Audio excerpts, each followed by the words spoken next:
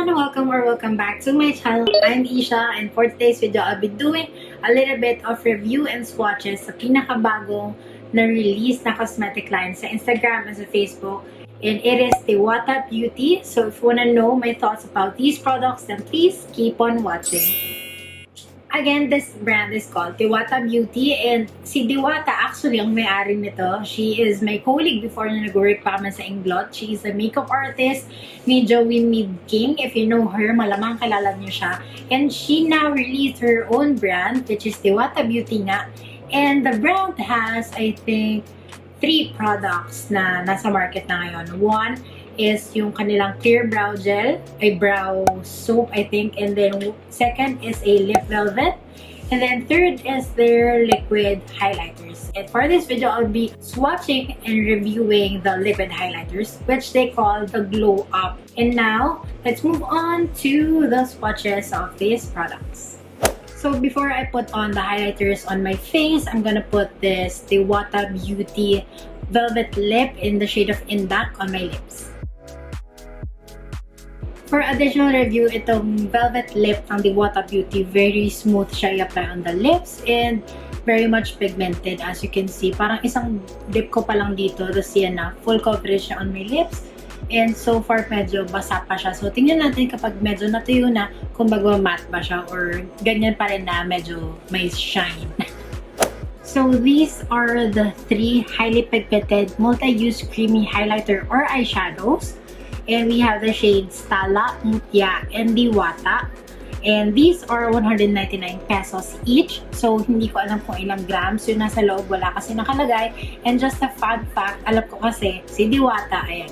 Yun yung name niya, and then Mutya, ate niya. I'm not sure lang about Tala, kung ate rin niya yung name. So, as for the packaging, napaka-glamorous ng packaging, di ba? Parang hindi 199 pesos and even the embossed logo.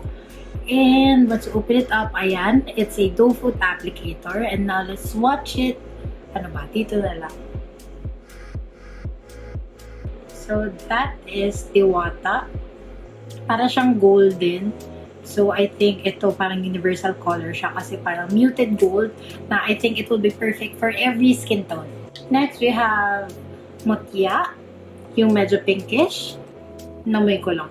Hindi siya may chemical. Kung may pagkain pa siya. So, swatch natin again on the back of my hand. So, this is Diwata again. And ito na yung Mutya.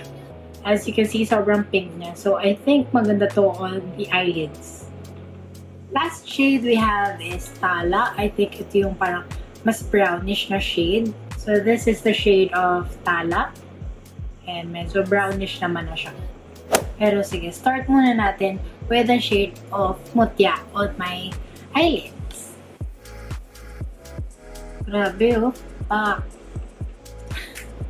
So that is 3 swipes of the product. Okay, so hindi siya malagkit. Hindi siya yung parang feeling ko hindi na siya mag-move around. Unlike other creamy and liquid highlighters. Alam mo yung parang feeling mo mag-move around pa siya and very much oily. Ito hindi. On my lids, parang hindi siya ganun ka-pink. Well, my lids kasi is a tad bit darker actually. Medyo dark siya. Kaya parang hindi ganun lumalabas yung mga kulay talaga. So, patungan pa natin para mas bold yung pagka-pink. Ayan. Mas, ano na siya, pigmented. Ang ganda, no? Parang yung glossy lids lang. Hindi siya mukhang robot. So, ayan. Tapusin ko lang yung kabilang eye. Okay. Mas maganda pala na konti-konti muna yung pag-apply din blend kaysa ang dami ko na kagad nalagay. Pag ako blend, well, sa lahat naman ng makeup, ganun dapat. Hindi ko alam bakit ang dami na nilagay ko ngayon dito. There you go. Both of my lids have the shade of Mutya. Ang ganda niya. Yung pagka-register niya sa camera, ang ganda. I'm not sure lang pag in-edit ko na to. Pero so far, maganda siya. Even in person. So I'm just going to finish off my eyes and then let's move on to another shade of the liquid highlighter. Done with the eyes. Now, hindi ko kasi talaga alam kung paano ko gamitin tong 3 shades on my face. So I think isa na lang yung gagamitin ko.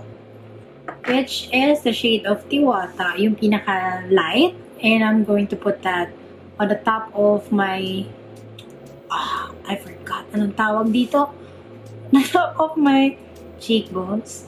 And then, Cupid's bow, and then on my nose. Pero sa totoo lang, hindi talaga ako magaling gumamit ng liquid highlighter. As in, mas bet ko pa rin, or mas gamay ko gamitin ang mga powder highlighters. So, let's see now kung anong mangyayari. So, I think I'm gonna put, ayan, ilang dots yun? 5.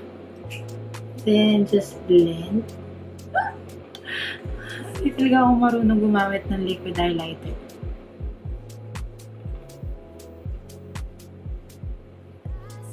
So, parang wala. So, I'm gonna add a little bit more. Pakunti-kunti hanggat ma-achieve natin yung gusto kong pagka-highlight.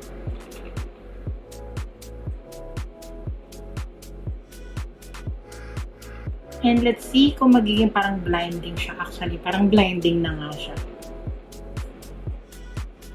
Yung sa eyes ko din naman, di ba? Parang blinding na din. Ba't para sa side na ito lagi mas marami yung na-apply ko? Baba. Highlight baka mo. My gosh. Lagyan na natin sa nose yung extra na nasa daliri ko. And here. And to be fair, madali siyang gamitin as a liquid highlighter. Para sa akin na hindi laging nag-liquid highlighter. Kasi meron akong mga liquid highlighters dito na hirap na hirap akong i-blend. Or hirap na hirap akong ipatong para ma-achieve yung ganyang pagka-highlight. So, isa lang yung shade na hindi ko ginamit on my face. And that is the shade of Tala. Now, ang gagawin ko na lang para makita nyo siya is I'm gonna put a little bit here. Then, I'm going to blend. Para makita nyo kung ano yung itsura niya when blended. And I think this one is perfect for the eyes. And so, for morena, maganda siya. As in, ayan. There. Parang mas natural siya for morena. Feeling ko kaysa itong gamit ko on my cheeks. So, for the highlighters, I think very much okay siya. Kasi nga mura siya, 199 for what? Na malaki naman, marami naman yung laman, and tinan mo naman yung pagka-highlight niya on my cheeks. It's very much glowing, and even as eyeshadow, ang ganda niya. So, I like it. And then yung swatch sa likod ng aking kamay, let's try if it will move. Well, mag-move pa talaga siya. Ayan siya. And ayan, glowing. Kasi I think mga 10 minutes ago ko pa lang siya swinatch. At medyo mga pa yung swatch ko.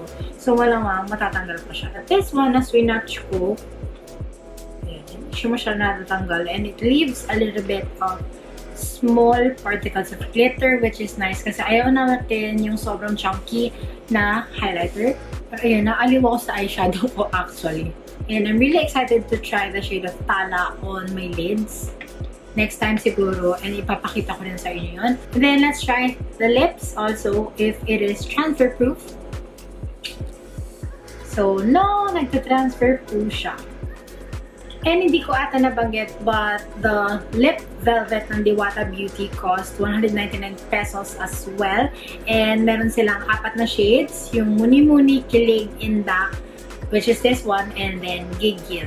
But I think yun lang, ito yung mas suitable for me kasi hindi naman ako nagbo-bright lips or hindi naman ako nagre-red lipstick. So, ito yung perfect for everyday. So, that is about it for this video. I hope you enjoyed my swatching nitong bagong glow up na highlighter from Diwata Beauty. I think you should get your hands on this, lalo na kung mahilig kayo mag-highlight or even glittery eyeshadow or shiny eyeshadow. This is very much perfect and sobrang mura nga kasi niya. And also, we have to love local, shop local, and support the local or small businesses kasi mas patutulungan natin sila compared to the big companies na. And I think that is about it. Thank you very much for watching this. Anyway, thank you very much for watching this video. I hope you enjoyed or learned something na may bagong liquid highlighter sa market. And if you did, hit the thumbs up button. Comment down below if you want to try this or kung ano yung mga small businesses na nagsusupply ng makeup na you want me to try also.